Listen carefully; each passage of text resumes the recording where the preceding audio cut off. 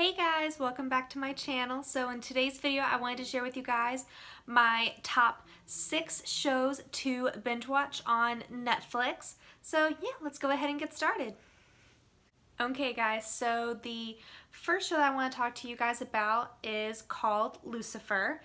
And it was a TV series that was originally owned by Fox, and they actually canceled the show, and because of that, fans were so outraged that Netflix picked up the show, and they currently have the first 3 seasons on Netflix, and I just finished season 3 about a week ago.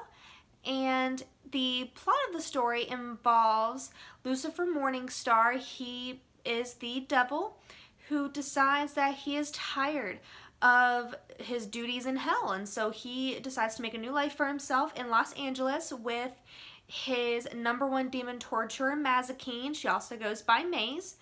And along the way, Lucifer's brother Amenadiel comes down from heaven, and he decides that Lucifer needs to go back to hell and resume his duties, and Lucifer says no.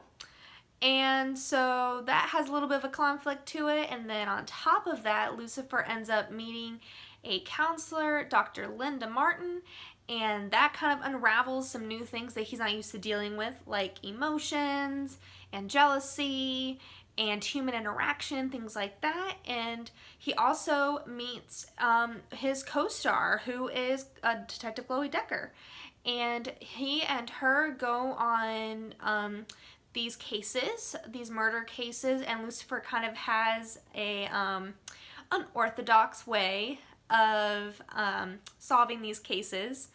But yeah, if you guys like crime shows and things like that, I would definitely give Lucifer a try.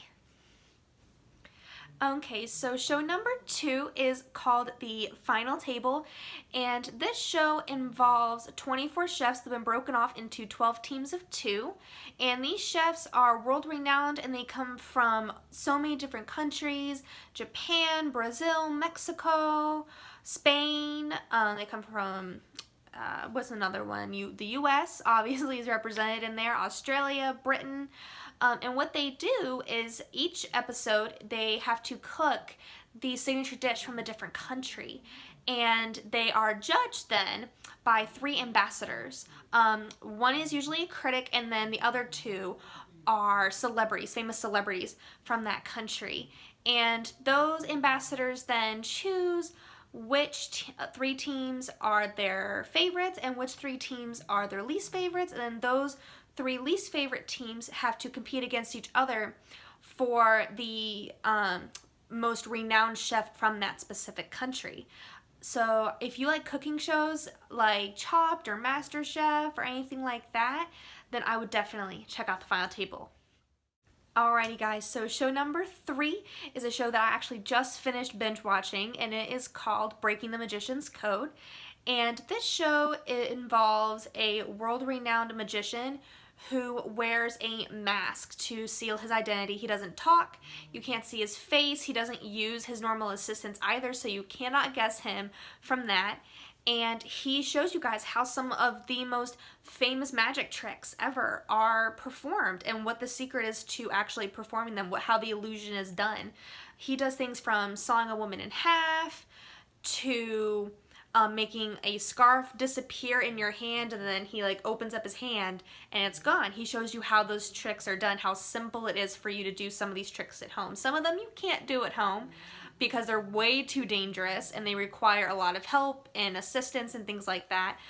But I mean, the show is really interesting. So if you kind of like stories about, you know, how magicians or how those crazy illusions that you see done on TV and things like that, how they're actually done and how they're able to fool you, definitely check it out.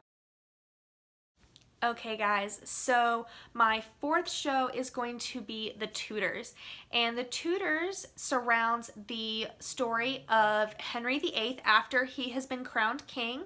He was crowned king at a very young age, so it kind of goes through how he has to mature really quickly in terms of his role as a king, and how he has to make really important decisions to help grow his dynasty, the Tudor dynasty. and it is absolutely crazy how the whole story unfolds. And it goes from Catherine of Aragon, who was his first wife. It was his brother's wife, but his brother passed away, which is why Henry became king. And Henry believes that because it was his brother's wife, that's why she can't have a son, and that's really important, is to have a son during this time. And so he ends up divorcing Catherine. He goes to Anne Boleyn, and then he goes to, he has so many other wives, and it's crazy. I don't want to spoil it, but you guys have to watch it. And it's extremely historically accurate, from the way they have the court look, to the dress that they wear, to how they talk, to how they hosted parties, and how they celebrate things like Christmas or things like that. So if you guys like anything that has like historical significance to it and whatnot, I would definitely give this show a try. Alright, so my fifth show is going to be the show called Ultimate Beastmaster. And this one is kind of like American Ninja Warrior in a way. There are a bunch of countries, I believe it's 8 countries, all competing to see which one of their athletes is the best, which one is the strongest, which one is the fiercest, which one can survive the beast. And they go through a bunch of different challenging obstacle courses. They require strength, adrenaline, flexibility, being able to be nimble, and things like that. So you'll have professional rock climbers, you'll have bodybuilders, you'll have people who only do Ironmans for a living, and it's absolutely crazy what these people are able to do. But if you like shows like American Ninja Warrior, definitely give this show a try. Okay guys, so my 6th and final show is going to be The Flash. And The Flash is a part of the DC universe for their TV shows. You have The Flash, Legends of Tomorrow, Supergirl, and The Arrow. And The Flash plot surrounds the life of Barry Allen, who is working as a CSI for the Central City Police, and he gets into kind of the law enforcement thing because as a young boy he sees his mother killed right before his eyes, and his father is actually blamed for the murder and is currently serving life without parole in the local prison. And so Barry becomes a CSI, and one night he is actually struck by lightning, which in turn gives him superhuman speed. And he then goes to be the kind of protege of a scientist, Dr. Wells, and his 2 assistants, Caitlin Snow and Cisco Ramon. And during the seasons, you see Barry kind of like growing as not only a person, but also as a superhero. He has to understand his speed and what he can do and what that means. And he fights different villains. He has to deal with his past and how that has come to affect him. But I absolutely love this show. If you guys have ever seen Supergirl or The Arrow, you definitely want to watch The Flash, because DC says something that's completely unique, and they intertwine their shows together. So each of the main characters kind of ends up going into each other's seasons and each other's episodes, and it creates a really awesome timeline. And yeah, I would definitely recommend giving this show a shot.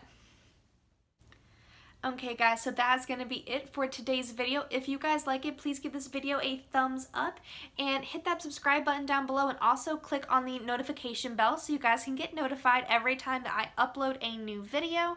And I will see you guys in the next one.